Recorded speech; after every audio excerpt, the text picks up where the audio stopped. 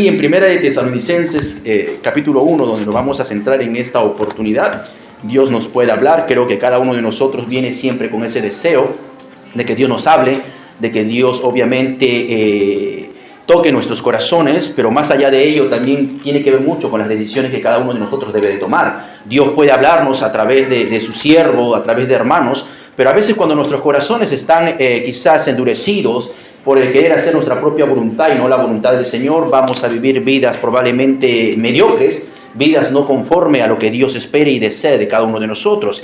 Y la iglesia de Tesalonicenses, hermanos míos, definitivamente es una iglesia digna de imitar, una iglesia que aprendió de sus inicios a tener amor y temor al Señor y vivir bajo esos parámetros, bajo esos principios que han pasado más de 2000 años, pero siguen, hermanos, ahí para poder darnos ese ejemplo de esa vida cristiana que Dios espera de cada uno de nosotros. El tema que en esta oportunidad quiero tocar con ustedes tiene que ver con virtudes cardinales de la vida cristiana, ¿sí? Virtudes cardinales de la vida cristiana. Esta porción que ya se ha leído hace unos instantes mencionan tres virtudes, que algunos teólogos lo mencionan como virtudes teológicas, pero me gusta más virtudes cardinales, porque van a permitir, hermanos míos, que la vida cristiana se mantenga firme, va a permitir que la vida cristiana podamos nosotros mirar con objetividad las cosas de Dios, y estas virtudes van a ser como nuestros hitos,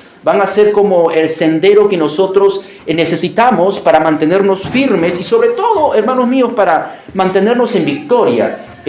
Nosotros podemos tener 3, 4, 5, 15 o 20 años en la vida cristiana, pero si los pesamos en una balanza y podemos llegar a una conclusión, cuán hermosa ha sido nuestra vida cristiana hasta este punto, podríamos decir, amén, pastor, ¿no? Amén, ¿no? Quizás con unas ganas, porque más ha habido problemas y dificultades, pero lo resaltante e interesante de esta iglesia, que en medio de una persecución, en medio de una tribulación, esta iglesia iba creciendo, esta iglesia iba viento en popa, por así decirlo, y eso es lo que esta mañana quiero yo resaltar con ustedes, estas virtudes, que definitivamente, hermanos míos, cuando hablamos de las virtudes que vamos a encontrar en esta porción de la fe, amor y la esperanza, son virtudes que no pueden adquirirse por el esfuerzo humano, ¿no? Es un don de Dios, son cosas que Dios va produciendo en nosotros, y estas virtudes van a permitir que otras virtudes se vayan desarrollándose en base, obviamente, en tu comunión con el Señor. Esto no es algo que nosotros podamos lograr,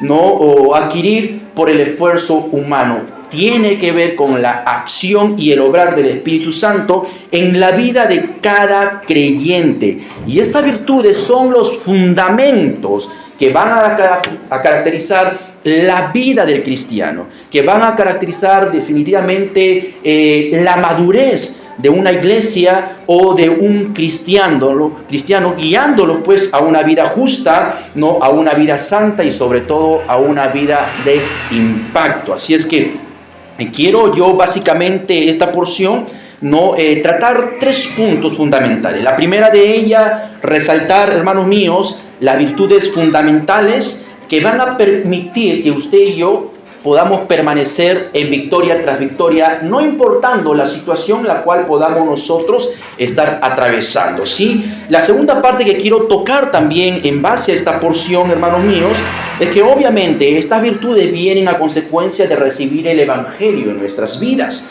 Es decir, que el Evangelio entonces, hermanos míos, es poder, ¿no? Para poder transformar vidas de toda aquella persona que cree en el Señor. Y ya la tercera parte, hermanos míos, y la parte final, ¿no? Que quiero ver con ustedes, tiene que ver básicamente, hermanos míos, con el efecto, ¿no? O el fruto, o el producto, como usted quiera llamarlo, ¿no? De lo que hace, ¿no? El Evangelio en una vida transformada, ¿sí? Ahora, vamos a leer del verso 2, dice el texto de esta manera: damos siempre gracias a Dios por todos vosotros, haciendo de memoria en nuestras oraciones, verso 3, acordándonos sin cesar delante del Dios y Padre nuestro de la obra de vuestra fe, del trabajo de vuestro amor y de vuestra constancia en la esperanza en nuestro Señor Jesucristo.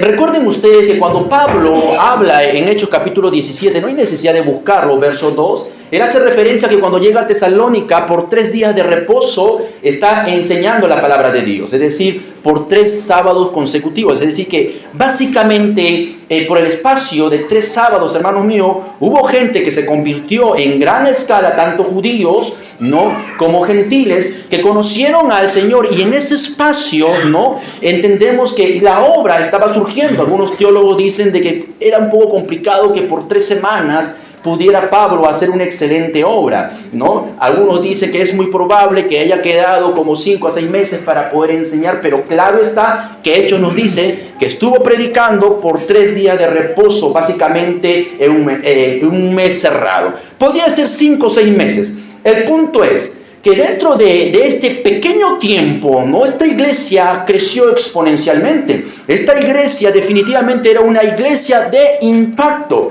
Hoy por hoy hay creyentes, ¿no?, y puede pasar en esta iglesia como en la mía, en otras iglesias, que creyentes que tienen 20, 30 años, hermanos míos, y yo no sé si verdaderamente en algún momento hubo una verdadera conversión, porque su vida y su testimonio deja mucho que desear. Probablemente aquí en una foto panorámica, su check para cada uno de nosotros, ¿no?, su 20, ¿no?, porque van a tener que soportarme por 2 horas. Pero quizás cuando lleguemos a la casa, ¿no?, los sartenazos vuelan, quizás las palabras que son impropias salen de nuestra lengua, ¿no?, y es un caos nuestro hogar. Definitivamente deja mucho que desear para un verdadero creyente, ¿ok? Ahora, y eso pasa, hermanos míos, porque hemos perdido probablemente el caminar con el Señor. Esto pasa probablemente, hermanos míos, porque usted ha perdido esa comunión con el Señor que debe de ser constante en el día a día. Porque la reunión de los días domingo o de las actividades que ocurre dentro de la iglesia local es la consecuencia de lo que ocurre en tu comunión con el Señor cada día de la semana. Si obviamente, hermano mío, si tú no tienes una comunión con el Señor como debe de ser, va a llegar sábado y domingo y ni siquiera vas a querer estar aquí en la iglesia. Es más, vas a llegar recontra tarde. Porque todo el mundo llega tarde, pues, ¿no? Llega el mundo tarde, no, ya pasa esto, qué aburrido, etcétera, etcétera. Y vas a tener 1000 y un argumento y excusa. Pero si tú realmente tienes un encuentro con el Señor cada día, es el Espíritu Santo guiándote cada día, definitivamente, hermanos míos, dirás como el salmista, yo me alegré con los que decía, a la casa de Jehová iremos. Porque ese lugar ocurren cosas maravillosas, porque está obrando el Espíritu Santo, porque es la concentración del pueblo de Dios que busca escuchar palabra de Dios. Y obviamente, ¿cómo Dios no va a obrar en una congregación, en corazones donde buscan escuchar el mensaje de Dios? Definitivamente, Dios se va a manifestar tremendamente. En estos 2 versos que hemos leído, hermanos amados, quiero resaltar básicamente entonces las virtudes que esta iglesia no empezó a manifestar, producto y obra del Espíritu Santo, y que el apóstol Pablo definitivamente resalta, ¿no?, ya estando o cuando escribe esta carta. Pero quiero, hermanos míos, nuevamente recalcar lo que nos dice el verso 2 para poder resaltar lo siguiente, ¿no? O sea, vamos a descubrir que las virtudes que Pablo va a resaltar es la fe, amor y esperanza. Pero habíamos dicho inicialmente que estas virtudes no es producto de mi esfuerzo, no es producto de lo que yo quiero o deseo. Es producto del obrar de Dios en la vida de la persona que está en comunión con Él. Y Pablo, al leer, al escribir en esta parte del verso 2, dice: damos siempre gracias a Dios por todos vosotros, haciendo memoria de vosotros en nuestras oraciones. Note usted entonces, hermano mío, que lo primero que hace Pablo, y era característico de él, resaltar y agradecer a Dios. ¿No? La gratitud para con Dios, porque Pablo sabía muy bien que lo que estaba ocurriendo en Tesalónica con esta congregación era por acción y obrar de Dios mismo.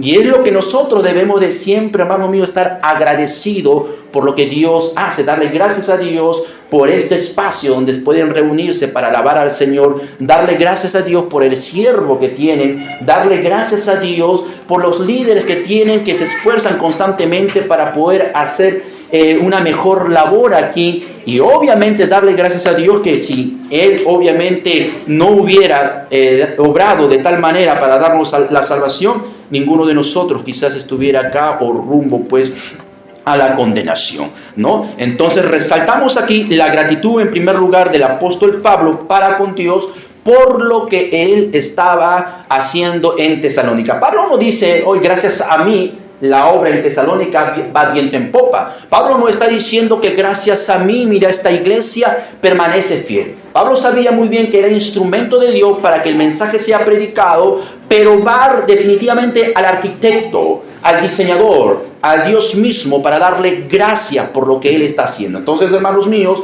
nada de lo que nosotros podamos hacer en la vida se trata de mi persona, de mis capacidades, de mis talentos, de mis virtudes. Dios nos usa definitivamente, pero es Dios quien siempre hace la obra de cada uno en cada uno de nosotros. Permítame releer lo que nos dice el verso 3, porque si bien es cierto, el apóstol Pablo, algo característico de darle gracias siempre a Dios, pero siempre, hermanos míos, él tenía en mente, se acordaba constantemente de esta iglesia. De ahí de la importancia, podríamos resaltar también, del estar orando los unos por los otros, y no solamente cuando un hermano está pasando por cierta dificultad, sino en todo momento. Pablo dice, acordándonos sin cesar delante del Dios y Padre nuestro de la obra de vuestra fe, del trabajo de vuestro amor y de vuestra constancia en la esperanza en nuestro Señor Jesucristo. Entonces miren ustedes que, hermanos míos, el apóstol Pablo está constantemente orando por esta iglesia, la cual Pablo obviamente tuvo que salir rápidamente de ahí porque los judaizantes se levantaron al escuchar que Pablo estaba predicando, que estaba haciendo la obra en Tesalónica. Pablo tuvo que salir inmediatamente. Obviamente había una preocupación en él, había un temor en él porque no sabía qué es lo que iba a pasar en esta iglesia. Pero de hecho que cuando el mensaje de Dios cae, hermanos míos, en un corazón dispuesto, esto va a dar fruto. Esto definitivamente va a crecer, como justamente Pablo lo resalta, ¿no? Ahora quiero yo recalcar y centrarme, hermanos míos, porque en esta parte o en esta porción, en el verso 3, el apóstol Pablo lo que hace es resaltar estas tres virtudes, ¿sí? Que tienen que ver con la fe, el amor y la esperanza. Definitivamente nosotros podríamos decir, pastor, yo tengo fe, yo tengo amor y mi esperanza está en el Señor. Pero el gran detalle, hermanos míos, es que la fe tiene que crecer. La fe tiene que desarrollarse, como el amor. Nosotros podemos tener mucha fe, hermanos míos, aparentemente, pero si nada está ocurriendo en nuestras vidas, definitivamente esa fe se ha atrofiado, no ha desarrollado. Pablo no solamente dice, esta iglesia tiene fe, esta iglesia tiene amor, sino lo complementa con ciertas palabras que nos indican claramente que esta fe va viento en popa desarrollándose. Esa fe que ellos tuvieron inicialmente para poder aceptar el evangelio como palabra de Dios y que ocurriera la transformación, no se quedó quieta ahí, sino esa fe obviamente iba desarrollándose. Y percátese usted, hermanos míos, mire usted lo que dice, y releamos nuevamente, dice, de la obra de vuestra fe. Y aquí la palabra obra, hermanos míos, tiene que ver con labor, tiene que ver con esfuerzo, tiene que ver con sacrificio, con, ocuparse denodadamente, sacrificadamente en una acción particular. Quiere decir entonces que esta iglesia, su fe no era una fe fría, no era una fe superficial, sino era una fe que se evidenciaba en hechos concretos en el día a día. La fe estaba, ¿no? O se estaba evidenciando en esta iglesia mediante, hermanos míos, un trabajo esforzado para con Dios, como también un trabajo esforzado en su estilo de vida. Esta fe obviamente orientaba a esta iglesia a vivir conforme a la voluntad de Dios. Es por eso que también se nos viene a la mente lo que nos dice Santiago 2:17, que la fe sin obras es muerta. Algunos obviamente la usan distorsionadamente, ¿no? Como hay un grupo en particular, ¿no? Que usa, ¿no? Mira, ¿qué dice esta porción? Que la fe sin obra es muerta. Entonces, si tú no estás saliendo a predicar, entonces tú no tienes fe. Y en particular es obviamente los testigos de Jehová quienes enseñan que la salvación es por obras. Y no es así. La salvación es mediante la fe, pero el que es salvo para obras, ¿no? Usted ha sido salvado para hacer ahora obras, que es su condición, su nueva naturaleza. No busca la salvación por medio de las obras, sino es salvo para hacer buenas obras. Y esta iglesia fue salva y ahora estaba haciendo buenas obras. Por eso que el apóstol dice, ¿no? Resalta la obra de su fe. Entonces, noten que la fe lleva al cristiano, hermanos míos, a vivir para Cristo. La fe nos lleva a que cada uno de nosotros podamos vivir a Cristo, mostrándole obviamente lealtad en toda manera y forma de vivir. Ahora es interesante porque algunas traducciones, la palabra fe lo traducen como fidelidad. ¿Ok? Y nuestra versión fe. Pastor, entonces nuestra versión estaba, no, está bien. Porque la fe te conduce a ¿qué? A lealtad. ¿Cierto? La fe a Dios te debe de evidenciar que tú le eres leal. Y esta iglesia le era leal a Dios en medio de la tribulación. En medio de la tribulación ellos no se encerraron en sus cuatro paredes, sino ellos decidieron predicar el evangelio. Ellos decidieron amar no solamente a la congregación, sino a las personas que venían en persecución. Y es más, es por eso que el apóstol escribe una segunda carta a esta iglesia, porque la persecución se había intensificado de tal manera que algunos estaban siendo encarcelados, otros despojados de sus propiedades, y las falsas enseñanzas que se estaban introduciendo, pensando ellos que estaban viviendo la gran tribulación y que el emperador era el anticristo, pero permanecían, ¿qué cosa? A pesar de todo ello, leales al Señor. La gran pregunta es, ¿cuán leales le somos nosotros al Señor? La gran pregunta es, ¿eres leal al Señor? Y la lealtad, hermanos míos, no solamente se evidencia el estar cada actividad dentro de este recinto, sino en el día a día. ¿Cómo respondemos cuando quizás un hermano o una hermana no me mira de una manera agradable o me entero que está hablando de mí? Porque suele pasar y es producto de la carne. Quizás no me quedo ahí y empiezo a machacar y empiezo a pagar con la misma moneda. Cuando las Escrituras nos enseñan que nuestro actuar debe ser de diferente manera. Si hay algo que arreglar, acercarte, conversar con él, solucionar la situación y que esto no siga acrecentándose. Esta iglesia era leal a Dios en todo momento, a pesar de la dura situación que estaban atravesando. Es por eso que el apóstol Pablo va a decir en Filipenses que para él el vivir era Cristo y el morir, ¿qué cosa? Era ganancia, ¿no? Eso es vivir a Cristo, ¿ok? Mientras estemos respirando en este mundo, vivir para Él, darle la gloria y esperar ese encuentro maravilloso en las nubes, en ese momento del arrebatamiento de la iglesia, ¿no? Obviamente sabiendo, ¿no? Que voy a llegar o debería de llegar dignamente a la presencia del Señor. Entonces, cuenta todo lo que nosotros podamos hacer o cómo podamos conducirnos en el día a día. Entonces, note usted que esta primera virtud cardinal que el apóstol resalta de esta iglesia tenía que ver con la fe, una fe que iba creciendo, una fe que se manifestaba por medio de obras. Ahora, note que también nos habla de esta segunda virtud, ¿no? Acerca del amor, porque a continuación dice, del trabajo de vuestro amor. Ahora, note que esta virtud, amor, va acompañada también de esta palabra trabajo, ¿no? Que implica un trabajo fatigoso, ¿no? Molesto, dando la impresión de que el trabajo hecho con amor no fue algo fácil, sino una actividad dura, cansadora y difícil para la iglesia. Ahora, obviamente nosotros, pastor, pero ¿está seguro? Sí, es lo que implica justamente la palabra trabajo, que va en conexión con el amor. Imagínense ustedes cuán difícil es amar a una persona cuando nos ofende, ¿cierto?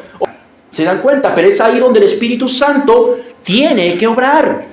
Tiene que obrar. Esta iglesia estaba siendo perseguida. ¿Usted qué cosa cree? ¿Que le era fácil sentir amor por sus perseguidores?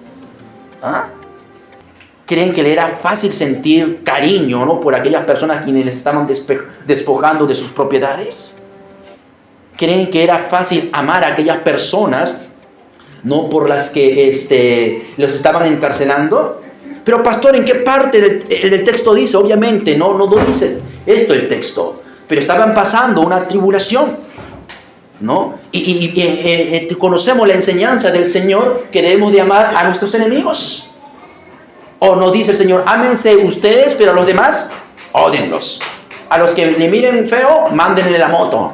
No, dice, amen a todo el mundo. Es lo que dice, ¿cierto? Y Pablo resalta acá ese amor que estaba abundando, que estaba creciendo, que se estaba desarrollando en esta iglesia. Ahora, obviamente, ese amor que se tiene que desarrollar, ese amor, hermanos míos, que ha sido derramado en nuestros corazones, que es el amor ágape, el amor de Dios. Romano dice que por medio del Espíritu Santo, Dios ha derramado amor sobre todo corazón de todo creyente, ¿cierto? Pablo a Timoteo le dice que Dios no nos ha dado espíritu de cobardía, sino de amor, poder y de dominio propio. El Señor mismo mencionó que el mundo conocerán que vosotros sois mis discípulos si se aprenden a amarse los unos a los otros. Ese amor, entonces, hermanos míos, es un amor no guiado o no consecuente de pasiones. Es un amor que viene de Dios y que se tiene que desarrollar a través de las decisiones que yo suelo hacer o yo suelo tomar. Sí, perdonar es lo que tenemos que hacer. Obviamente nosotros los pastores también pasamos cosas, pasamos situaciones, ¿no? Pasamos situaciones, pero es ahí donde ponemos en práctica lo que aprendemos de la palabra de Dios. Es ahí donde yo muestro mi amor, que a pesar de cómo es la persona, a pesar de, yo muestro mi amor. No por lo que la persona es, porque hoy por hoy se escucha y se dice bastante, ¿no? Respeto guarda respeto, ¿cierto? Es lo que creemos, ¿o no eso? Respeto guarda respeto. ¿Qué dicen? Sin temor, hermanos, digan. ¿No? ¿Cierto? No, porque dice, no, respeto guarda respeto. Oye, si tú no me respetas, yo no te respeto. ¿Eso es lo que enseña la Biblia? No. Respetamos a pesar de, porque es justo, es lo correcto, es lo que Dios demanda. Dios nos amó a pesar de. ¿Se dan cuenta? Y ese es el amor verdadero. A pesar de cómo es mi esposo, a pesar de cómo es mi esposa, yo la amo. Y hago aquello y lo otro porque quiero estar bien con Dios. Y este amor de esta iglesia se desarrollaba en dos sentidos: para con Dios y para con los hombres. Porque obviamente, hermanos míos, si hay fe, hay amor. Hay amor. La fe y el amor van conectadas, van juntas. Ahora, note usted, abramos o vayamos por favor por un instante nada más lo que nos dice Primera de Corintios, capítulo 13 de Primera de Corintios, la primera carta de Corintios, para poder releer, porque yo sé de que ustedes saben, conocen, se han devorado las escrituras probablemente, ¿no? Capítulo 13, permítame leer nada más lo que nos dice el verso 1, dice, capítulo 13 de la primera carta a los Corintios, dice: si yo hablase lenguas humanas y angélicas y no tengo, ¿qué cosa? Amor, vengo a ser como metal que resuena o címbalo que retiñe. Ahora, note usted y saltémonos como saltamonte, por favor, al verso 4, donde dice lo siguiente: el amor es, ¿qué cosa? Sufrido, es benigno. El amor, ¿qué cosa? No tiene envidia, ¿no? El amor no es jactancioso, no se envanece, no hace nada indebido, no busca lo suyo, no se irrita, no guarda rencor, ¿no? Mas se goza ¿en qué? De la verdad. Todo lo sufre, todo lo cree, todo lo espera, todo lo soporta. El amor nunca deja de ser, pero las profecías se acabarán y cesarán las lenguas y la ciencia acabará. Ahora mire lo interesante, lea lo que dice el verso 13, dice lo siguiente: y ahora permanecen, ¿qué cosa? La fe, la esperanza y el amor. Estos tres, pero el mayor de ellos es el amor. Qué casualidad, ¿no? Y ahora Tesalonicenses, Pablo resalta esta virtud, no es ninguna casualidad. Es lo que produce Dios en la vida de un corazón redimido, de un corazón que se entrega al Señor. Pablo acá hablando a Corintios, una iglesia argentina, ¿no? Pura carne nada más, demasiada carnal. No se saben que a los argentinos les gusta la carne, ¿no? Son full carne, entonces es una iglesia argentina. Saben que no, una iglesia que no, yo adoro a Apolo, no, yo soy hijo de Pablo, de Cristo, de Cefas, etcétera. O sea, carne hasta decir basta, ¿no? Pero aún a pesar de ello no tenían todos los dones espirituales. Dense cuenta lo interesante, pero lo más interesante es de que, volviendo a Tesalonicenses, ¿no? Pablo resalta, miren ustedes, ¿no? Estas virtudes que estaba enseñando, ¿no? En la iglesia de Corinto, ahora como la iglesia de Tesalónica, pues no da o evidencia este fruto, ¿no? de Dios en la vida de esta iglesia maravillosa. Entonces, volviendo a Tesalonicenses, hermanos amados, entonces vemos que ese amor, ¿no? de esta iglesia, ¿qué cosa? Iba desarrollándose. El amor entonces tiene que ver con una decisión, ¿no? Están haciendo esta canasta, qué hermoso, ¿no? Para poder apoyar, y es la oportunidad pues de mostrar amor. Es que, y probablemente puede, que no tenemos quizás para el caldo, pero si doy, después bueno, el amor es sacrificado. El amor todo lo da. Y como dice las Escrituras, más bienaventurado es dar que recibir. ¿No? ¿Qué recibir? ¿No? Dese cuenta. Entonces va en consonancia a lo que las Escrituras enseñan. Entonces esta iglesia crecía también en amor. Imagínense estar orando por sus enemigos. Y le llegó la hora de esta iglesia de orar por sus enemigos. Porque habíamos dicho que aquí el amor tiene dos direcciones. Amor para con Dios, para vivir en lealtad, en fidelidad, para hacer su voluntad. Y su voluntad es que yo ame al mundo, ¿no? Que yo testifique. Entonces esta iglesia, ¿no? amaba también al mundo. Es por eso que los versos finales de esta porción dice, ¿no? que son de testimonio su fe para con los de los de Acaya, ¿no? los de Macedonia, ¿no? y trascendieron ciertas fronteras para poder predicar el evangelio. Y eso tiene que ver con amor. Eso tiene que ver con amor. La pregunta es, ¿tenemos amor? Podemos decir, sí, tengo amor. Ahora, ¿cómo se evidencia el amor? Por hechos concretos. La tercera virtud que hace referencia a Pablo, miren ustedes, hermanos míos, dice la parte final del verso 3, y de vuestra constancia en la esperanza en nuestro Señor Jesucristo. Entonces mire usted que es interesante que Pablo ahora va a resaltar la esperanza que ellos tenían en la venida de Cristo por su iglesia. Esa es la esperanza que nosotros tenemos, ¿cierto? ¿No? La esperanza de toda iglesia es que Cristo vendrá prontamente por su iglesia. Y para ello yo soy uno de los convencidos de que no necesita ocurrir una señal, el cumplimiento de una profecía para que esto ocurra. Aunque algunos dicen de que sí, pero no. Yo veo a la luz de la Biblia que el arrebatamiento de la iglesia puede ocurrir en cualquier instante, en cualquier momento. ¿No? Es por eso que Pablo dice, no, la esperanza que ustedes tienen, aguardando, al Señor. Y ahora es interesante que la esperanza va conectada con la constancia. ¿No? Y la palabra constancia, hermanos amados, tiene que ver con un ánimo largo, tiene que ver con la perseverancia. Esto no solo quiere decir la capacidad de aguantar en medio de una prueba, sino de hacerlo de manera positiva. Esta iglesia, a pesar de la dificultad, estaba esperando, siendo paciente de manera positiva, sabiendo que en cualquier momento el Señor vendría para poder librarlos, para poder ayudarlos, para poder seguir fortaleciéndolos a cada uno de ellos. Era una iglesia que definitivamente, hermanos amados, tenía esa esperanza. Y es por eso que en el capítulo 4 de esta misma carta, los versos 13 al verso 18, que no los vamos a leer por cuestión de tiempo, Pablo hace referencia y le recuerda, acerca de esta doctrina fundamental del arrebatamiento, que la iglesia sería arrebatada, que sería llevada, y recibiría a su Señor en las nubes, en los cielos, para poder recibir a su Salvador. Y es la esperanza que ellos tenían. Es decir, miren ustedes, mientras que ellos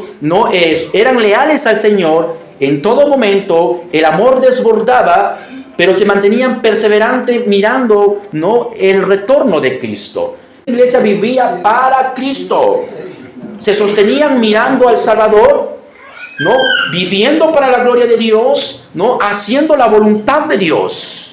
Hermanos, si la fe, el amor y la esperanza no se desarrolla en tu vida, definitivamente serás un cristiano más en el montón. Si la fe y el amor y la esperanza no son constantes en tu vida, hermano amado, créeme, serás un calientabanca más. Perdóneme, pueden sonar duras las palabras, pero es la triste verdad. Es la triste verdad. Esta iglesia fue lo que fue porque la fe, el amor y la esperanza se iban desarrollando, se iban fortaleciendo. Y eso es lo que nosotros necesitamos, que la fe, el amor y la esperanza se desarrollen en nuestras vidas. Y la única manera de desarrollarse es que usted pase tiempo con Dios todos los días. Lea su Biblia, ore, y lo que lee, practíquelo. y verá los grandes cambios que puede ocurrir en sus vidas.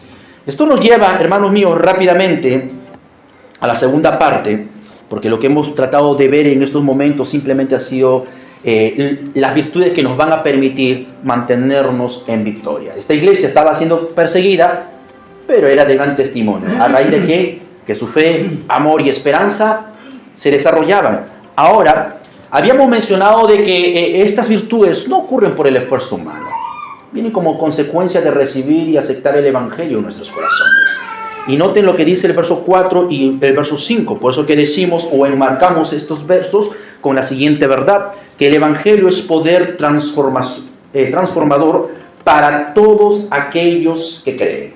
¿Sí? El Evangelio es poder transformador para todos aquellos que creen. Dice el verso 4 de esta manera: porque conocemos, hermanos amados de Dios, vuestra elección, ¿no? Y ahora es interesante, donde no vamos a desplayarnos, porque obviamente la doctrina de la elección es muy amplia y que ha causado bastante confusión hoy por hoy. Hay grupos quienes enseñan y dicen, bueno, si que Dios ha elegido a ciertas personas, esas personas se van a salvar sin necesidad de que yo predique el Evangelio.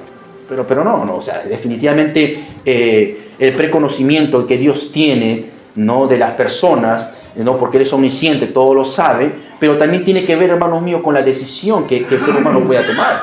Porque aquel que niega a Jesús, él mismo se ha condenado, dice las Escrituras. Pero la verdad, y lo que quiero resaltar, que esa iglesia, como esta iglesia y como todas las iglesias, ¿no?, que realmente viven a Cristo, que verdaderamente son cristianos, no voy a decir o no voy a pecar al decir solamente los bíblicos bautistas, no, toda aquella iglesia que realmente ha reconocido a Jesús como Señor y Salvador personal, no por obras, sino mediante la fe, hermanos míos, han sido elegidos por Dios. Y miren el privilegio. Dios sabía antes de la fundación del mundo que en algún momento dado de la historia alguien a ti te iba a predicar el Evangelio y tú ibas a responder de manera positiva. Ese es amor puro. A pesar de que antes de llegar a ese punto hemos negado a Dios.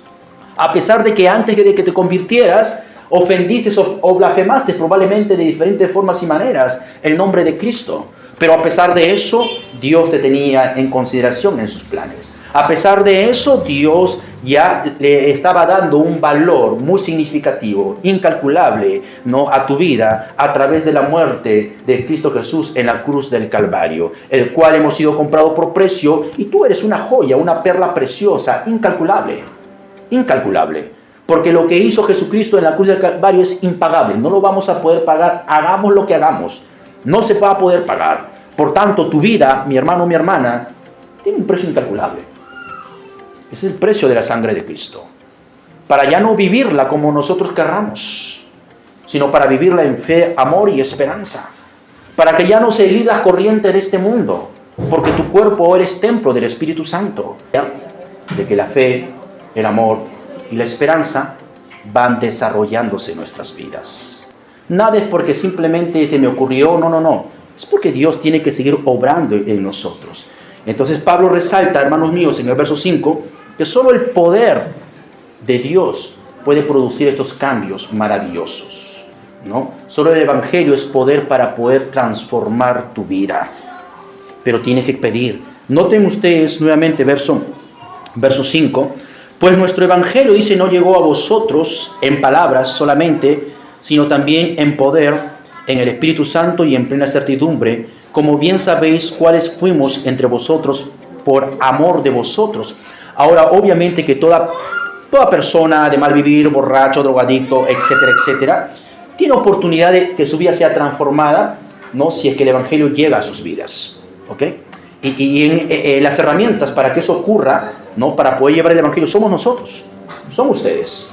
No es el pastor, son ustedes. Ahora, note usted, miren ustedes, porque ¿qué es lo que hace que el Evangelio sea único, ¿no?, y de procedencia divina?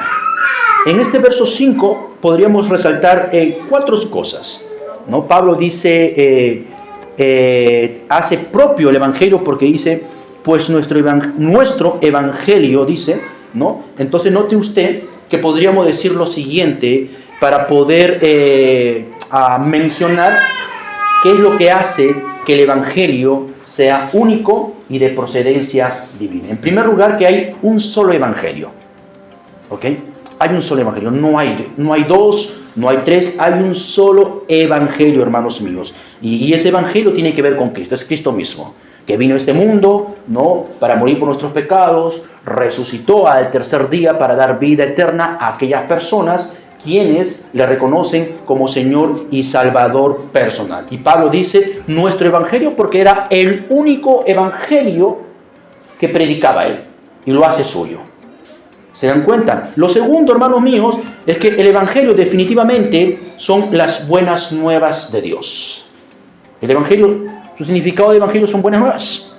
¿Y cuáles son esas buenas nuevas? Que Cristo vino a este mundo para morir en la cruz por toda la humanidad, ¿no?, para dar esperanza al mundo, pero esa esperanza se hace factible, aplicable nada más en aquellas personas quienes reconocen a Cristo como Señor y Salvador personal. Ese es el evangelio que usted y yo debemos de anunciar.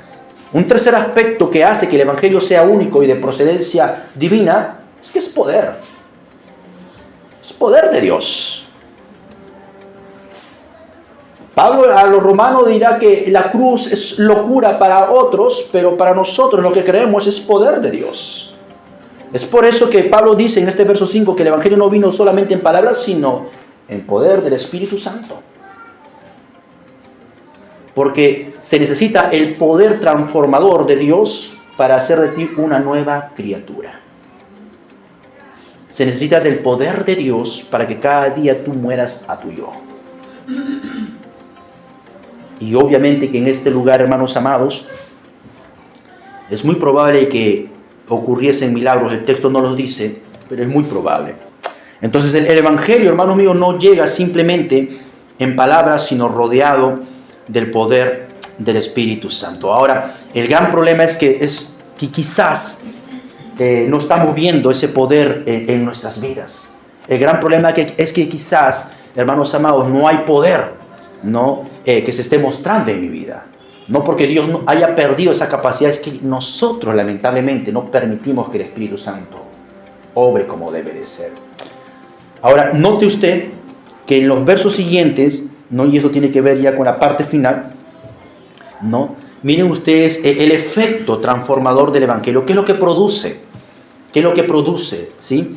El poder transformador de Dios, o qué es lo que produce la fe, el amor y la esperanza, que vienen a consecuencia de recibir el evangelio de Dios en nuestras vidas.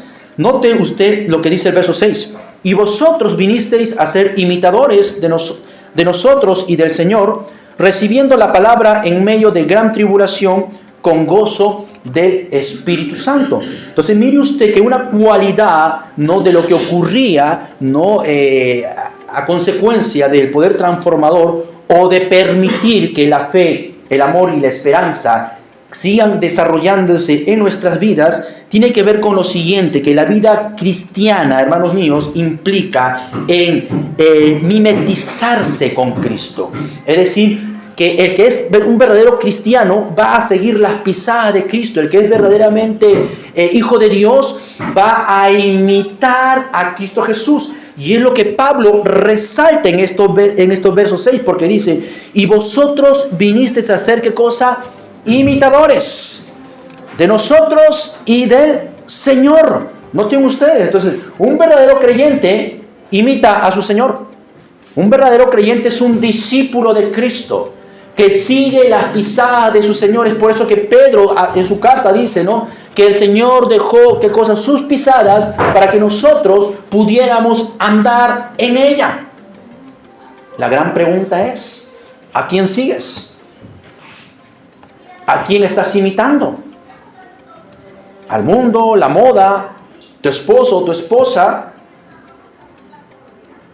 ¿O a Dios? Esta iglesia estaba imitando a Pablo y por ende a Jesús, porque Pablo, al decir, para mí el vivir es Cristo y el morir es ganancia, vivía para Cristo. Al decir en Gálatas 2:20, con Cristo estoy juntamente crucificado y ya no vivo yo, sino más vive Cristo en mí. Él estaba imitando a Cristo. Llegó a predicar y decía, la vida cristiana se vive de esta manera, amor a Cristo, siendo leal, vivir en santidad, La iglesia tuvo un ejemplo digno de este predicador y empezó a seguir esas pisadas. La gran pregunta es, ¿a quién estamos imitando? ¿A quién estamos siguiendo?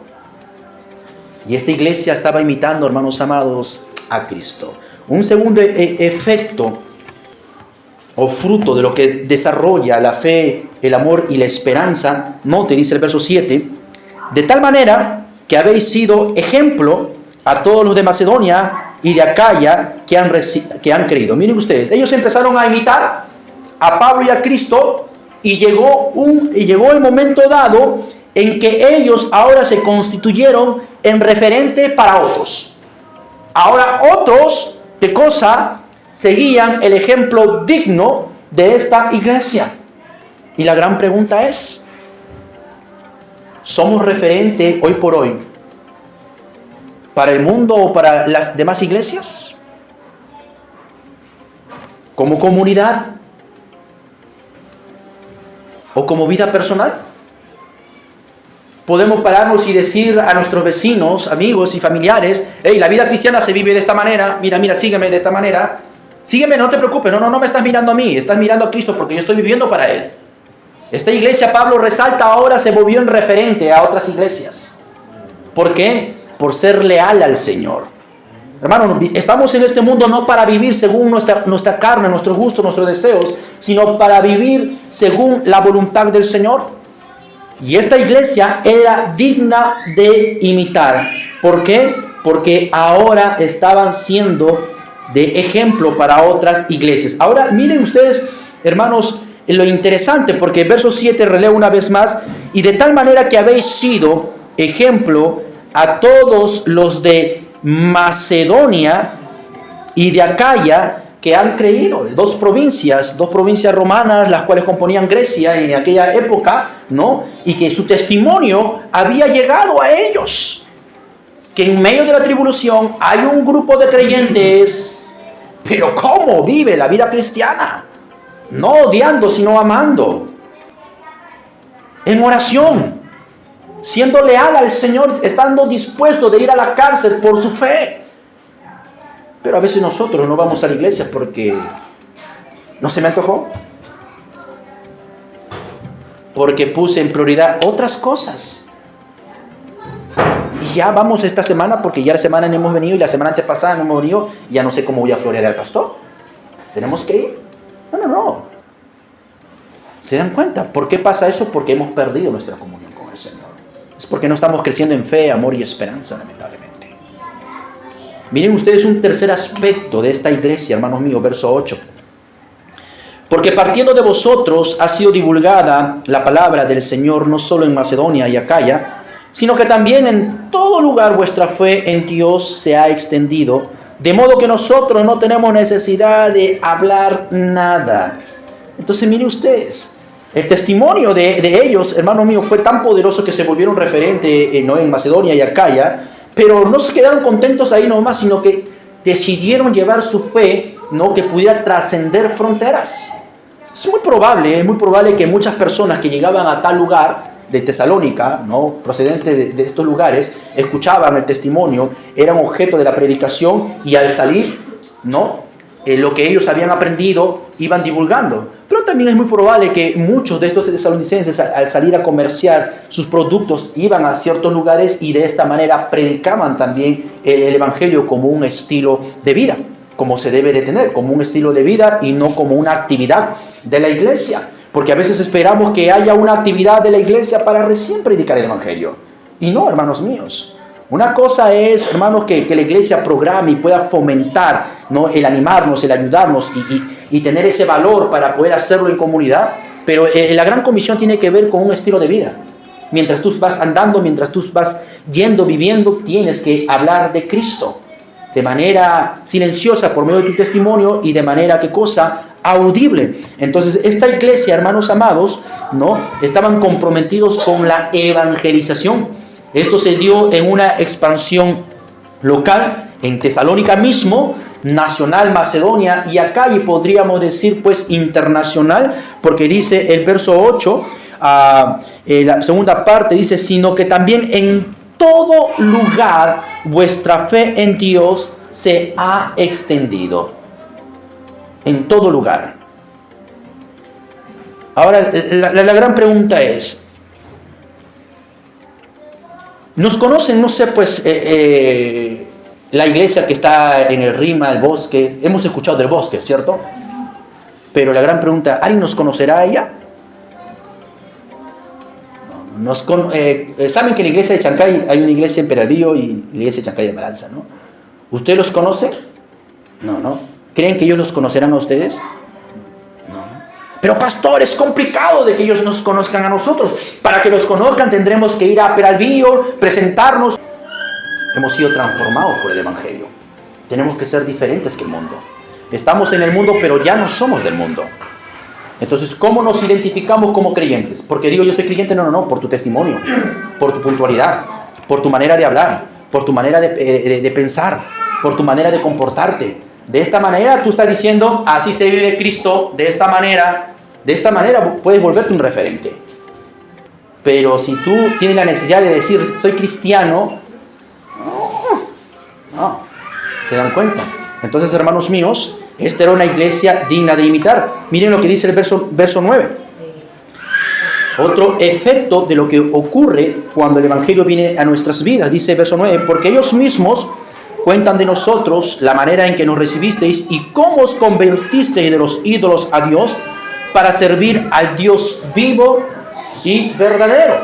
Miren ustedes, miren que entonces un efecto más de lo que ocurre en la vida transformada del creyente es que, hermanos míos, se muere a la vida antigua para ahora seguir y servir al único Dios verdadero. Es bien claro lo que dice el texto, lo releo una vez más, hermanos, porque ellos mismos cuentan de nosotros, ya Pablo estando en otro lugar, porque el verso anterior dice, ¿no?, que no hay necesidad de que yo predique porque hoy llego acá y me están hablando de la iglesia en Tesalónica. No, llego a tal lugar y la gente habla de ustedes. Oh, qué maravilloso, no hay necesidad de que yo hable, porque ya me están comentando. Y en esa conversación, dice ellos, no, porque ellos mismos cuentan de nosotros la manera en que nos recibisteis y cómo, miren ustedes, os convertiste. Y la palabra convertirse acá tiene que ver con arrepentimiento. El verdadero arrepentimiento, hermanos, tiene que ver con dejar la vida antigua, porque ya tenemos nueva vida. Y el creyente no puede vivir en tinieblas. El creyente no puede vivir en oscuridad. Jesús dijo, vosotros sois la luz del mundo, la sal de la tierra. Somos luminares. Estamos acá para poder iluminar vidas, no para opacarlas, no para desviarlas, sino para guiar vidas a la salvación. Entonces, esta iglesia, hermanos míos, se convirtió de los ídolos, porque eran adoradores, a ídolos, a demonios, para ahora, dice el texto, servir, miren ustedes, a un Dios vivo. Mientras los ídolos no son nada, nosotros tenemos un Dios vivo. Mientras los ídolos son falsos, nosotros tenemos un Dios verdadero. Entonces, esta iglesia ahora, hermanos míos, empezó a relucir esa vida nueva. La gran pregunta es, ¿tienes ídolos? No, pastor, ya saqué la Virgen María de mi casa. No, pero no necesariamente la Virgen María, no, o tantas vírgenes que hay hoy por hoy. Pero puede ser tu familia. Puede ser tu trabajo.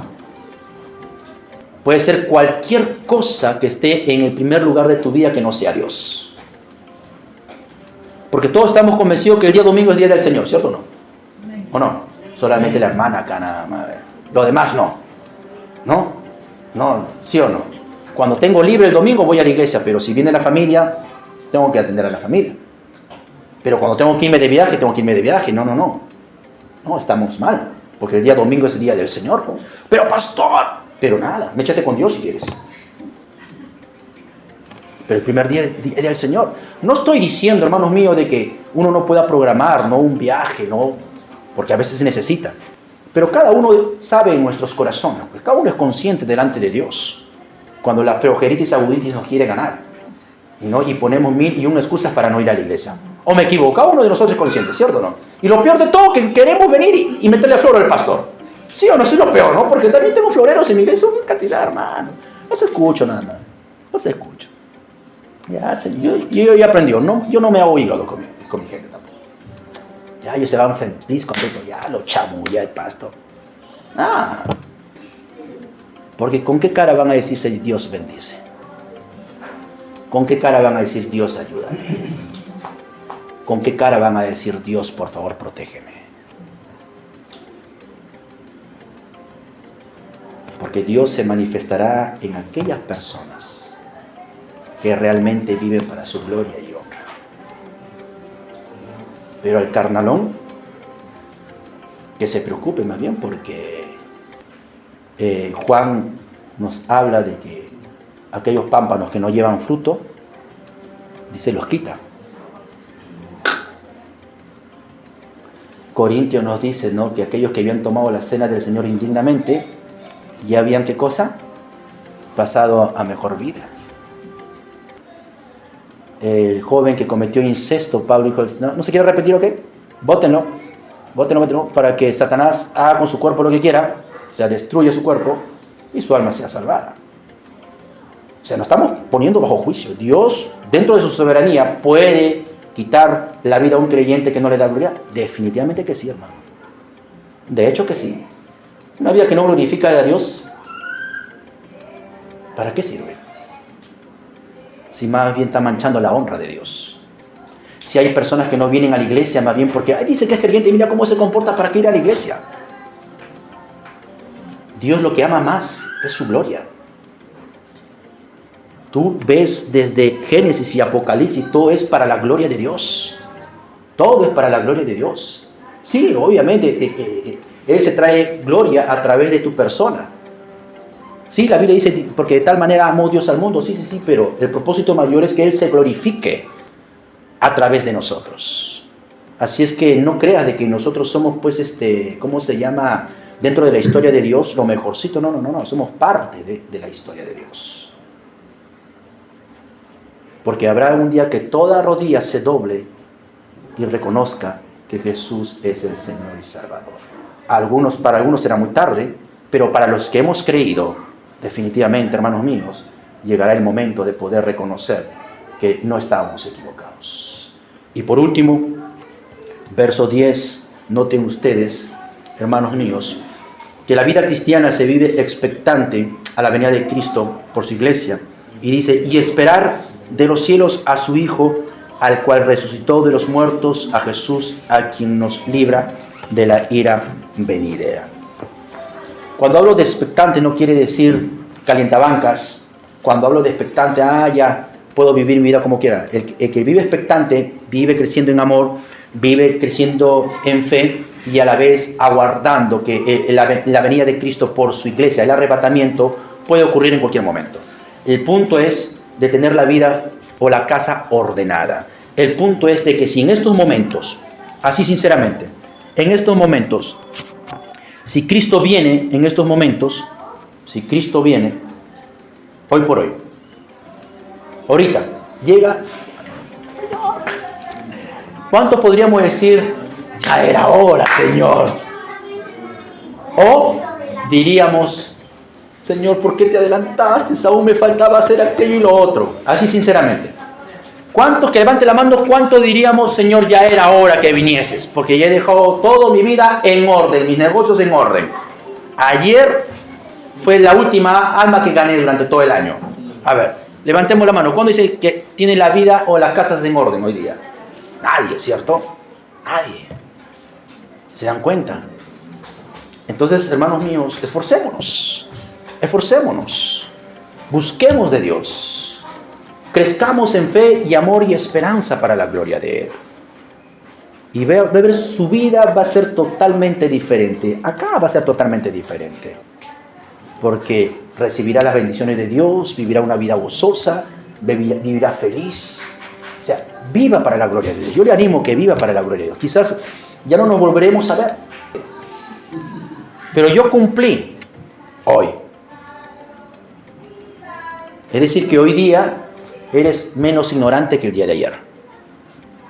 Hoy no hay excusas, porque te preguntarás, Señor, ¿por qué siempre esto me está ganando? ¿Por qué no puedo vencer? Es que no estás creciendo en fe, amor y esperanza. ¿Te das cuenta?